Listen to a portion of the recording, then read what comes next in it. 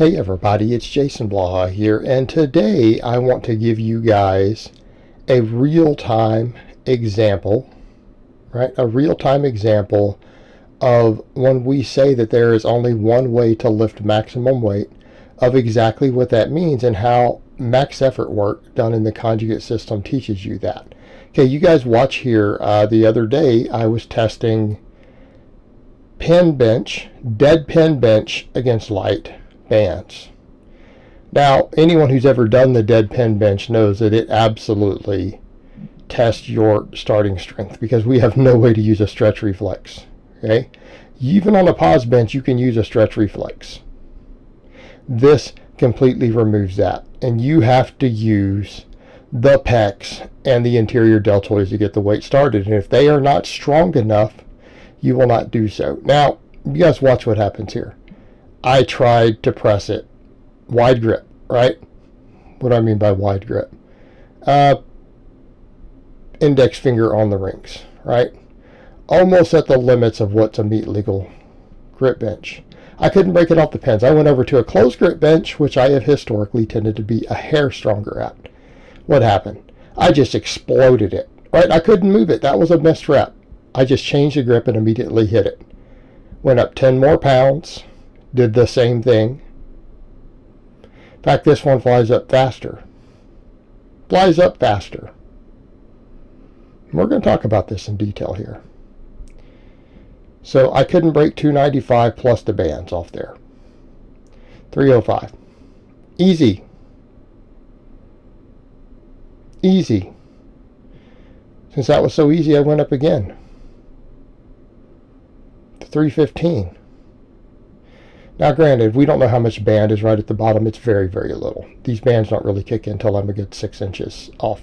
They're there, but it doesn't really count. Now it's 30 pounds of band tension here near the top half, starting about halfway up, and then all the way through the lockout. But the start position is what's hard on this, right?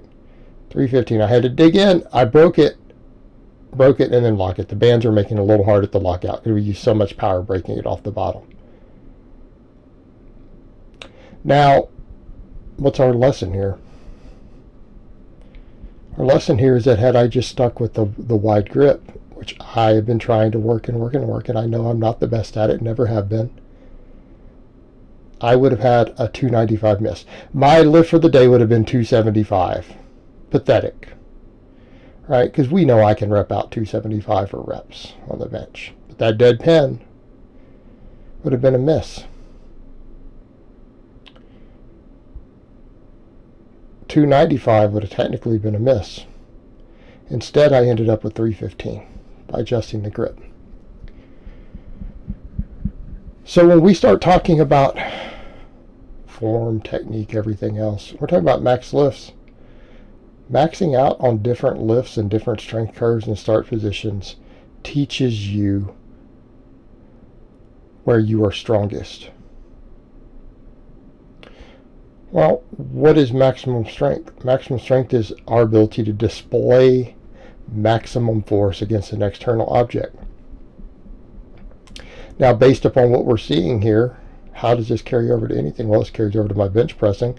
Does it carry over to other sports? Sure. If I have to push some guy out on a football field or rugby field, based on what we've seen here, am I going to be able to hit him harder and push him with a narrower shoulder width grip or with a wider grip? For me, it's going to be in narrow. I just simply have more ability to produce force from a dead stop. We know from my speed work I'm more explosive with a closer grip. So we look at this and say, where are you strongest?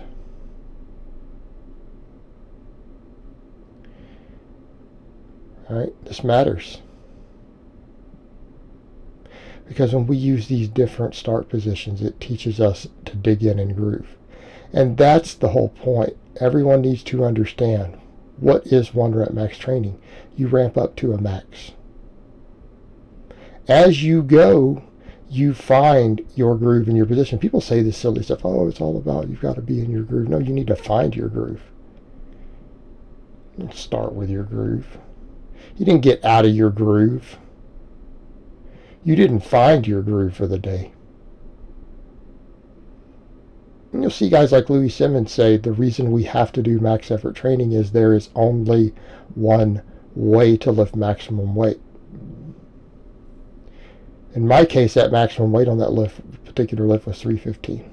Ignoring how much band tension, ignoring the start position, 315 was my max. When I lifted it incorrectly, meaning there's only one way, I went with a different way. It didn't work. Then when I changed it and went with the right way, I put over 20 pounds on the lift.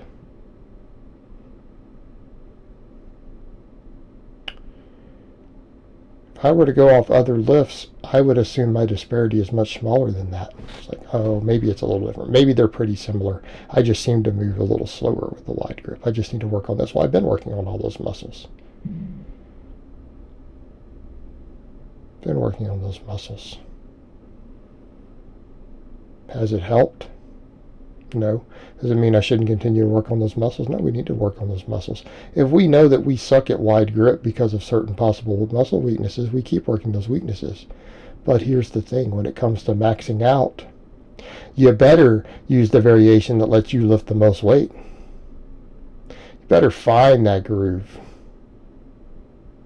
Now, for someone who has less equipment, maybe they could test all the different grip widths. That's okay. We can have different maxes for them. But that wasn't my goal. My goal wasn't closed grip, wide grip, whatever. It was the pen bench. It was to hit lift the heaviest weight I could off that pen. For me, it required the closer grip. And we start getting into your squatting. I promise you, none of you guys squat more with a closed stance. If you do, you got problems. Like if your squat is the same or stronger with a shoulder width stance and a wide stance, you have enormous muscle weaknesses you need to fix because there's no way you're stronger there. Not even biomechanically possible unless you are stupidly weak in some of your muscles. You have muscles that are such glaring weaknesses that it should baffle your mind that you need to fix. Because the leverage advantage is enormous. Not necessarily true on the bench press. Squatting it is. But the whole point here is that you're only going to have one foot position where you can squat the most weight. You're only going to have one deadlift stance where you can pull the most weight.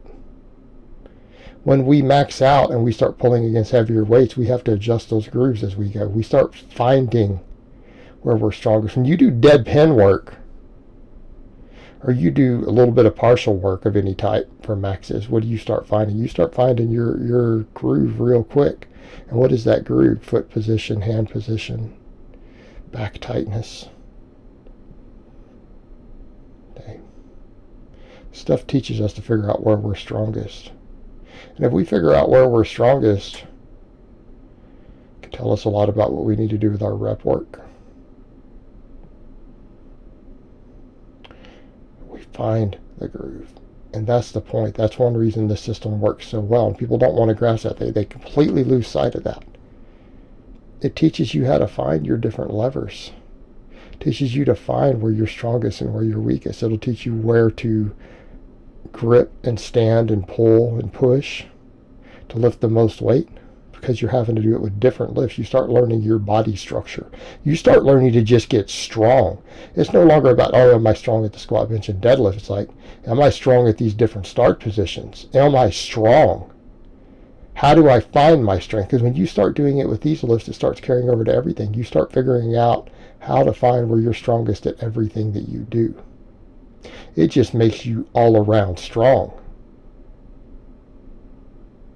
Also helps you find your weak links so that you know what you need to work on more. Okay. But people who don't understand a statement, they don't understand statements certain guys like Louis Simmons make, because he has a way of speaking, and a lot of it is just very matter of fact, and he may not explain it well. He knows what he's talking about. It might not be explained perfectly. So he'll make a statement. Like there's only one way to lift a maximum weight. It means for you personally. And what we just watched here was me demonstrate in real time exactly what that means. And it's just one example. We could find countless examples. And you don't find it till you start getting above 90%.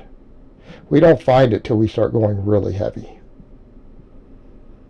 All right, guys, but that's really all I have to say on that today. I hope it's been informative, and I will talk to you guys next time.